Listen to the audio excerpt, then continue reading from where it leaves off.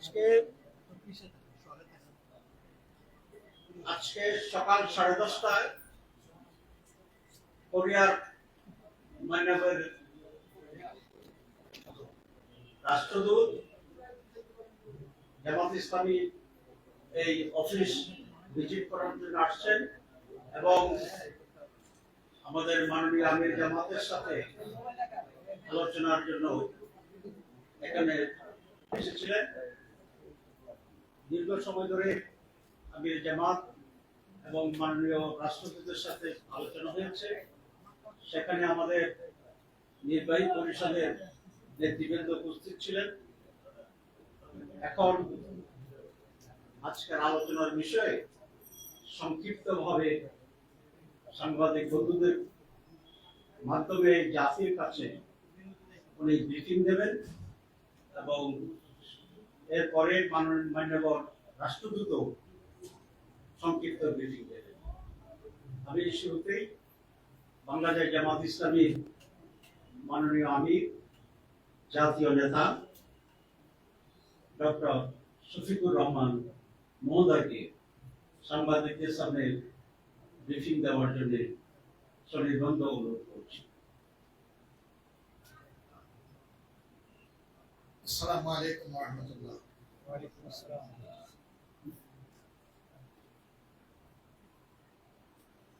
আপনারা সাংবাদিক বন্ধুরা আজকে যারা এখানে সমবেত হয়েছে, আমরা আমাদের প্রিয় সংগঠনের পক্ষ থেকে আপনাদেরকে অভিনন্দন জানাচ্ছি। একই সাথে I like to welcome again to our honored guest, His Excellency the Ambassador of Republic of Korea and his colleague also. সম্মানিত বন্ধুগণ, ইতিমধ্যেই আমাদের সংগঠনের নায়েবে আমির জনাব ডক্টর সৈয়দ আব্দুল্লাহ মোহাম্মদ তাহের আপনাদেরকে বলেছেন যে আমরা একসাথে বসেছিলাম, কিছু সময় আমরা একসাথে কাটিয়েছি, দুই দেশের স্বার্থ সংশ্লিষ্ট বিষয় নিয়ে আমরা কথা বলেছি। পাশাপাশি আগামীতে আমাদের এই দুই দেশের সম্পর্ককে আরো কিভাবে একটা চমৎকার পর্যায়ে নিয়ে যাওয়া যায় সেই বিষয়ে আমাদের অভিব্যক্তি উভয় আমরা ব্যক্ত করছি।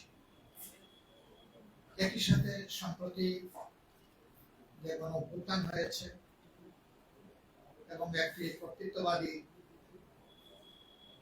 সরকারের বিরুদ্ধে এদেশের গণমানুষের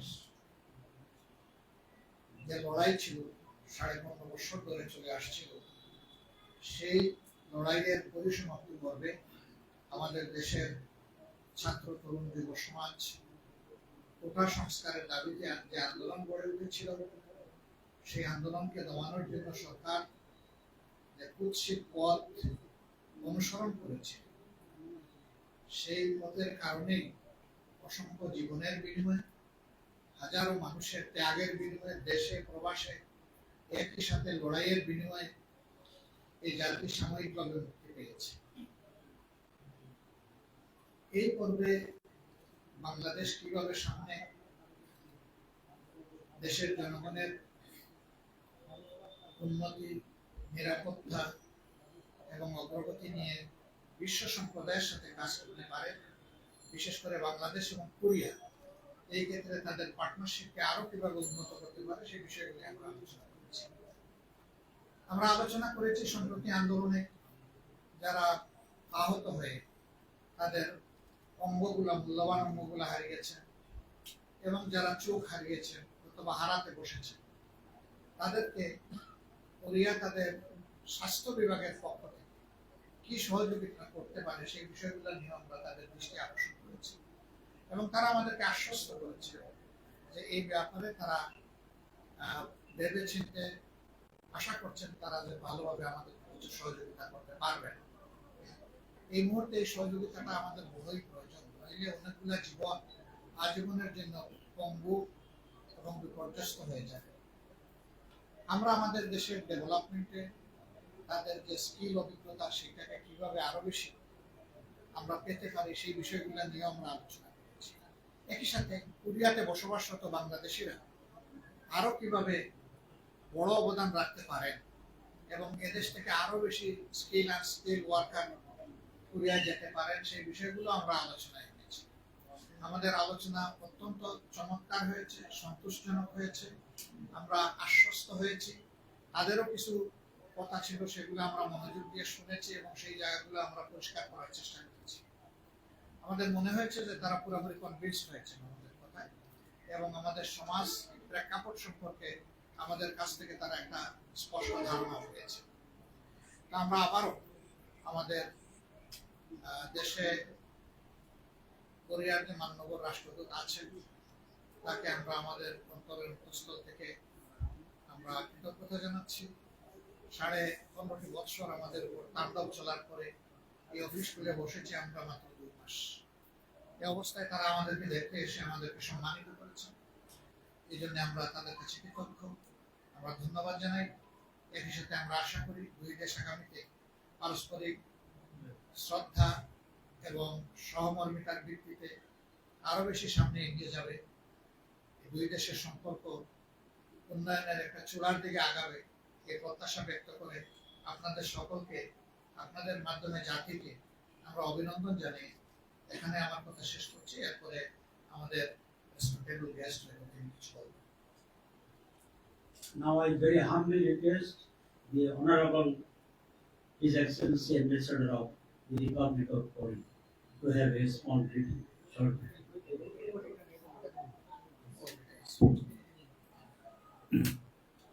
First of all, I'm very happy and honored to visit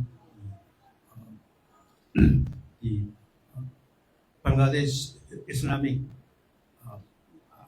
Jamaat Islamic Party. Also, at the meeting, we discussed how both countries will enhance bilateral relations.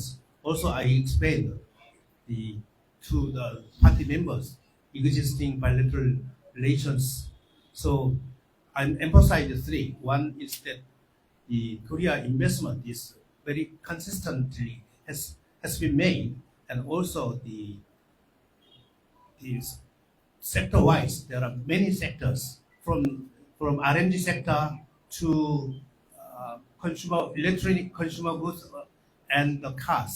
So Korean investment will continue, and then also the secondary is investment plus trade volume now increasing. Also Bangladesh R&D export to Korea increasing annually is very sharply increasing. But if the FTA or EPA economic partnership agreement will be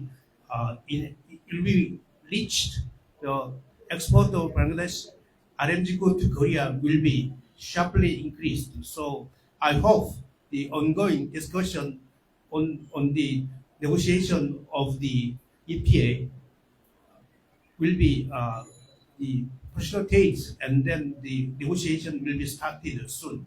That is my high expectation. And then regarding Korea infrastructure development, Korea now providing the government soft loan. It's called EDCF, Economic Partnership, Economic Cooperation Development Fund. This fund is very, very low in terms of interest, roughly 0.01, 0.05, and then maturity is 40 years. So under the mechanism of the EDCF, there are several the infrastructure development projects are going on. Also, another side is another mechanism is the PPP, public-private partnership. So all the infrastructure cannot funded from the government budget or international loan.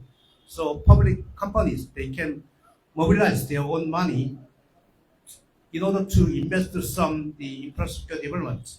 So under the PPP mechanism, also several important projects are now discussing among the two countries. I hope this ongoing project will smooth progress and then contribute to the building of the infrastructure development in Bangladesh. Also, in another is that now is Bangladesh is one of the country which is sending migrant workers to Korea on the scheme of EPS. the employment permit system. So since 2008, roughly 35,000 Bangladesh workers now has been working in Korea, and then still 20,000 workers still working in Korea. Also in Korean law, although labor law is equally applied, it means that the level of salary is the same among the domestic workers and foreign workers. So I hope that Bangladesh has a more opportunity to sending Bangladeshi workers to Korea. And then in taking this opportunity, I'd like to express the contribution made by Bangladeshi workers to the development of Korean economy. Also, lastly, today is 2 months has been passed since the formation of interim government. The interim government is make a good success. I hope that the interim government will continue to make a success and then contribute to stabilize the Bangladesh. Lastly, I hope that the interim government will fully provide the industrial sites with adequate protection and safety. So this is a very important at this moment. So the law and ordering and industrial side is very, very important for not only Bangladesh but also the Korean companies. So thank you. This is my summary, and then very thank you. Thank you. সবাইকে অনেক ধন্যবাদ। Thanks to our guest and you all. Fi amanillah. Assalamu alaikum. আমি একটা প্রশ্ন ছিল প্রশ্ন হচ্ছে এখন তো আপনারা মধ্যন্তবর্তীকালীন সরকারের সঙ্গে আপনারা বৈঠক করেছেন, বৈঠকে আপনারা সংস্কারের কথা বলেছেন, নির্বাচনের বিষয়ে কথা বলেছেন। সুপ্রিয় রাষ্ট্র মন্ত্রীরা শুধু এখানে আছেন, আপনারা এক ঘন্টা বৈঠক করেন, এখানে নির্বাচন নিয়ে আপনারা কোনো আলোচনা করছেন কিনা আগামী নির্বাচন? নির্বাচন তো আমাদের দেশের আভ্যন্তরীণ ব্যাপার। Thank you very much. একটু আমরা মেহমানদেরকে যাওয়ার সুযোগ দিলে ভালো হয়, একটু আপনারা সুযোগ দিন।